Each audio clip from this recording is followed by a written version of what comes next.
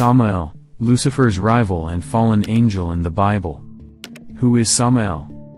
According to the Talmudic and post-Talmudic lore, Samael is thought to have a multitude of services, including the collection of lost souls, tempting man, and destroying sinners.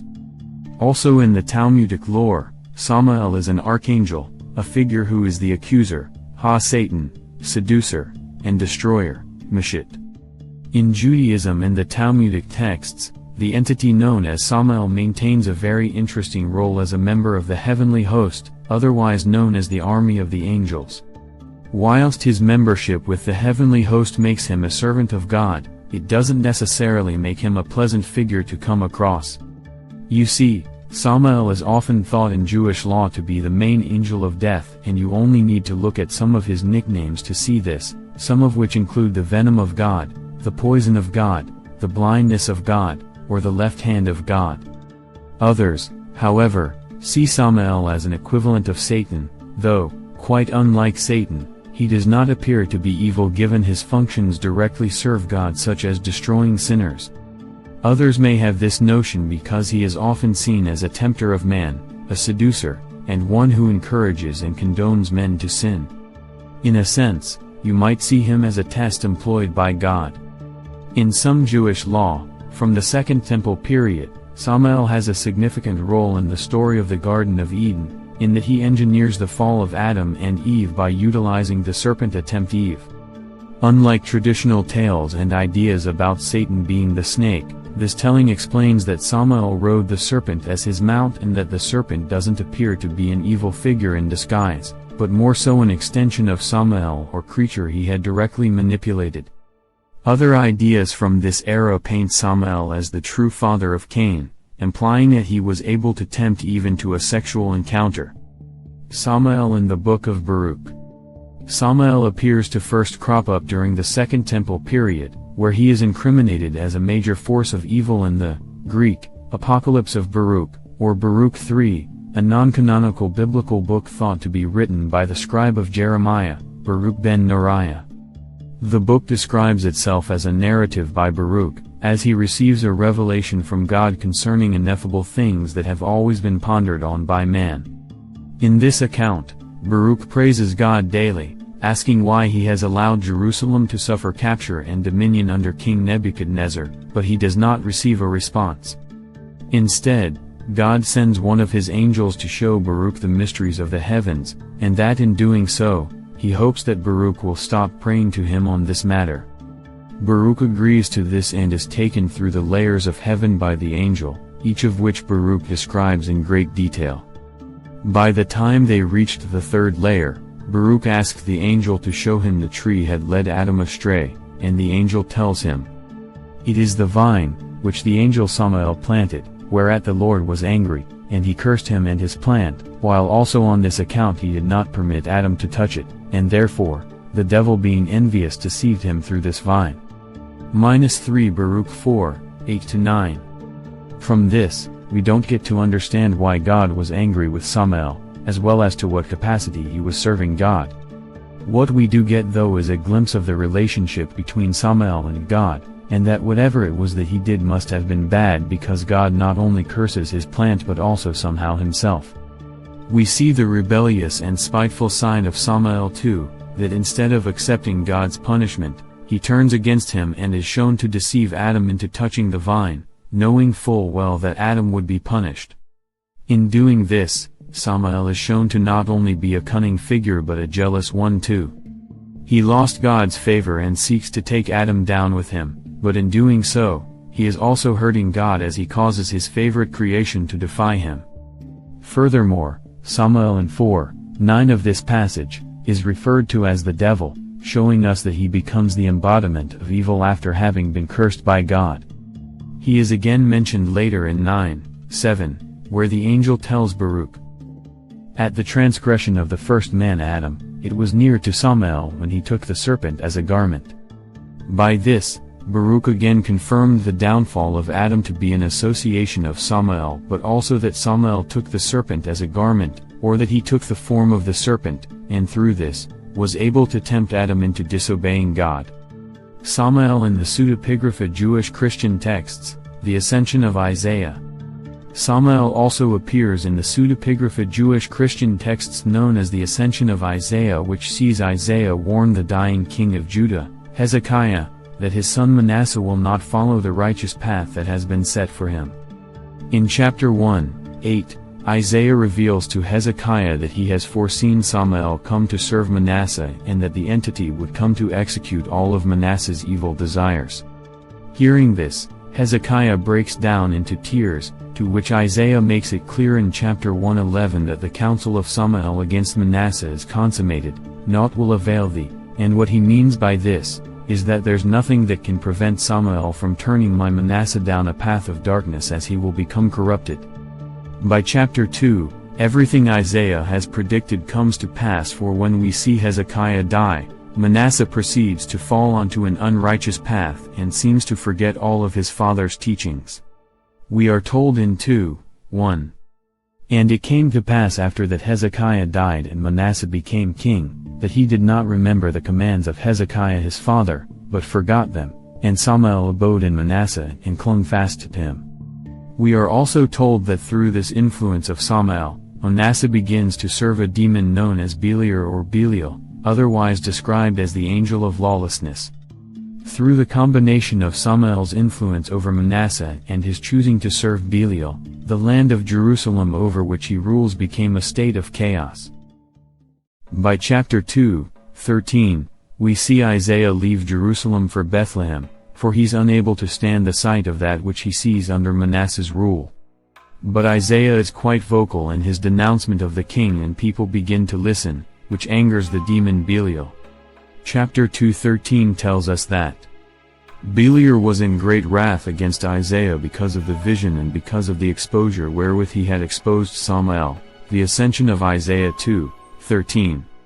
It's unclear as to how the hierarchy worked between Beliar and Samael at this point, but given that Beliar is angered that Samael had been exposed, you might say that Beliar is serving Samael, and that it would justify his loathing for Isaiah in this passage because his master has been revealed for all to see, thus, potentially limiting his influence. It also fits him with the idea from the Apocalypse of Baruch, that Samael does what he does out of revenge against God for having caused him out, that he would ally himself with a demon like Beliar to corrupt yet another of God's creations. By chapter 5, we get more of an idea that Beliar does serve Samael, for he takes control of a false prophet named Belchira who accuses Isaiah of treason, and we are told that Isaiah is to be sawn under by a wooden saw. 5:15-16 tells us, "This Beliar did Isaiah through Belchira and Manasseh, for Samael was very wrathful against Isaiah in the days of Hezekiah, king of Judah, on account of the things which he had seen regarding the beloved, and unaccounted the destruction of Samael which he had seen through the Lord while Hezekiah his father was still king. And he did according to the will of Satan." These passages revealed to us the anger that Samael holds for Isaiah, that he sees him as a thorn and an obstacle in his quest to do evil. Isaiah not only provides resistance against Samael's plan, but he also foresees Samael's destruction by God, which makes him even more vengeful than man can perceive as an eventual downfall. Therefore, Samael appears to utilize Beliar to make use of Belchira, who condemns Isaiah to the wooden saw. While he is perceived to be an unseen entity in this story, some believe that Samael is in fact present, in that Beliar is not a separate demon, but instead the embodiment of Samael's wicked ways. Samael in the Ascension of Moses. Isaiah, though, isn't the only biblical figure to encounter Samael. According to the Ascension of Moses, Moses is accompanied through the levels of heaven with the archangel Metatron, and then at the last level of heaven, Moses encounters an angel there appears to be different from all the others he had seen, one that put the fear of God in him. He was described as being so tall that it would take 500 years to cover a distance equal to his height, and that from head to toe, he was marked with glaring eyes. Metatron informs Moses that this was Samael, that he takes the souls away from men. When Samael begins to move off, Moses inquires as to where he's going, to which Metatron tells him that Samael is going to claim the soul of Job, the pious. Immediately, Moses sinks into prayer and begs God not to allow creatures like Samael to ever claim his soul, for he is truly terrified by the creature. Samael in Jewish Midrash. Samael also appears across several Jewish Midrash, though his importance appears to differ quite dramatically in various texts. Whilst he maintains the principal role of being a tempter of man to sin, he's also seen to be an accuser of the heavenly court and he who brings about the wrath to those who deserve it. He's also commonly linked or referred to as Satan himself. As we delve deeper into the Zohar and Jewish mythology and law, we see that Samael is quite a busy character and that he's said to mate with the angels of sacred prostitution, though the nature of these encounters appeared to be shrouded in mystery. These entities that Samael is thought to have mated with include a princess of evil, Ashith Zenunim, a demon who seduced Adam, Nama, and a demon who haunts the air itself, Agrat Bat Malat. Samael in the Kabbalah, his consort, Lilith. The Kabbalah in Jewish law also sees Samael described as an archangel and that he eventually becomes the consort of the demon known as Lilith, also the supposed first wife of Adam, according to early Jewish texts and ideas, who rebelled against both Adam and God and fled from the Garden of Eden before the creation of Eve. We understand that Lilith would become to be known as something of a mother of demons, and it is thought that these spawns come about through sexual encounters with Samael. He's also seen as Lilith's spouse in some cases, and the pair are thought to be the evil parallel of Adam and Eve. Samael in Gnostic traditions. Gnostic traditions see Samael painted as one of the three names of the Demiurge, which is a creator of the universe, along with the names Yaldabaoth and Saklas, in the Gnostic texts of the Apocryphon of John.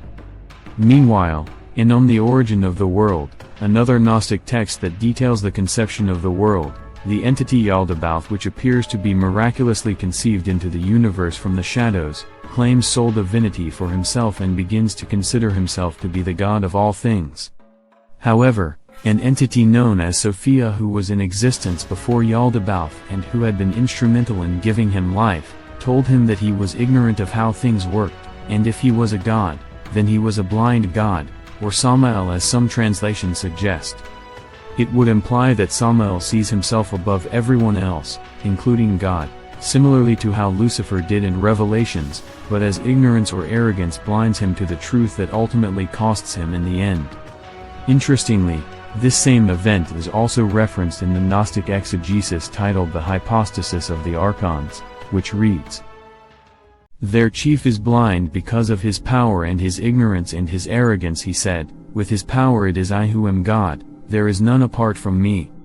When he said this, he sinned against the entirety, and this speech caught up to incorruptibility. Then there was a voice that came forth from the incorruptibility, saying, "You are mistaken, Samael, which is, God of the blind." Whilst the voice here is not dedicated to being that of the entity known as Sophia, it can be said that this voice belongs to God himself. These Gnostic accounts also paint Samael as being the very first sinner and that he is the first being that appears to hurt God by declaring himself as the ultimate being in the universe. In these Gnostic accounts, Samael appears to take on the form of a serpent with the head of a lion. Samael also appears in the Testament of Solomon, a text that describes how Solomon was able to build his temple and how he was able to command a league of demons utilizing a magical ring, supposedly given to him by the archangel Michael. In this text, we see Solomon aimed to appease Samael as he unloads a lengthy paragraph of praise upon the being as he seeks to conjure and invoke him. Involvement with Jacob and Esau. Another interesting take on Samael is the idea that he was involved in the brotherhood between Jacob and Esau, then he served as Esau's guardian angel. Esau, being the elder brother, received the blessing of being the firstborn, but this would cause strife between himself and Jacob, who had been born moments afterwards, clutching onto the heel of Esau, no less as if to pull him back into the womb so that he might be born first. Conspiring with his mother, Jacob was able to trick his father Isaac into giving him these very blessings of being the firstborn, an act that sorely angered Esau. Jacob was sent away for many years, but upon his return, Esau raised an army to meet him. Realizing the danger, Jacob began to pray to God, but instead, was met by an angel who was described as wrestling against him, even going on to hurt him enough to give him a limp. French medieval rabbi known as Rashi believed this angel who fought against Jacob was Esau's guardian angel and concluded that this was, in fact, Samael, thus fitting in with the idea that Samael brings about God's justice on those who deserve it.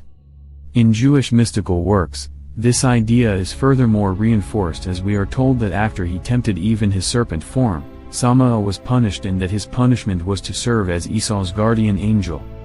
By this, you might say that his physical confrontation with Jacob isn't out of any real care for Esau, but more so because he's been forced to fulfill this role and his hatred for man runs so deep that he'll take any opportunity to fight one.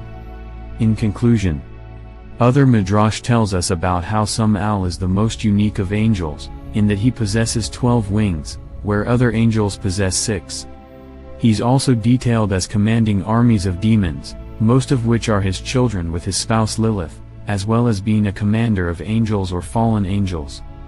The Zohar also gives us a glimpse as to how mortal men may have perceived the power of Samael, and in some cases, may have chosen to worship him. It stems from an idea within the Zohar that Samael and Lilith were once angels whose popularity grew so intense that they began to be worshipped as deities themselves in the days before the flood. However, it's also understood that the people recognized their power and only worshipped them so that they could do their bidding, finding them to be more morally flexible than God.